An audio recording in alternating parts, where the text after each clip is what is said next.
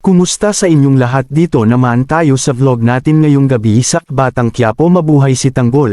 Unang-una sa lahat, ito ay teaser video lamang para ma-update sa Batang Quiapo. Huwag kalimutan follow at subscribe ang channel. Salamat po. Dito ay nagpasalamat si Santino sa coach niya dahil di sinabi sa magulang niya nagboxing ito dahil di ito payagan. Tinawag sila Santino at ang coach niya pinaalam ang susunod na laban ni Santino na si Gagamba. Sila Lawrence at kasama niya nagpakitang tao kay Santino na bati ito sila. Dumating si David sa mansion at nag-usap sila ni Ramon. Galit na galit Olga dahil sinabi ni David na nakita siya ni Edwin na si David ang pumatay ito. Pinasok na sila Tanggol sa selda nila na duguan ito. Nasa hospital sila Chief Espinas, Mayor, at Makasantos na ginamo ito ng mga doktora.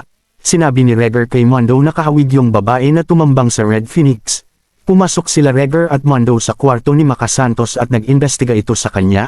Si Bubbles ay nagsabi sa kasamahan na ginahasa ako ni Bong buti niligtas ako ni Tanggol. Umiiyak ito si Bubbles.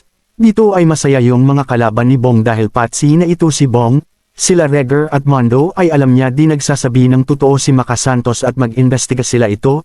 Dumating ang doktor at sinabi na nakuha na ang bala pero kritika pa rin si Chief Espinas dahil maraming dugo ang nakuha ito. Yung mga reporter na media ay nag-abang kay Regger para sa kaalaman nila ito mga media.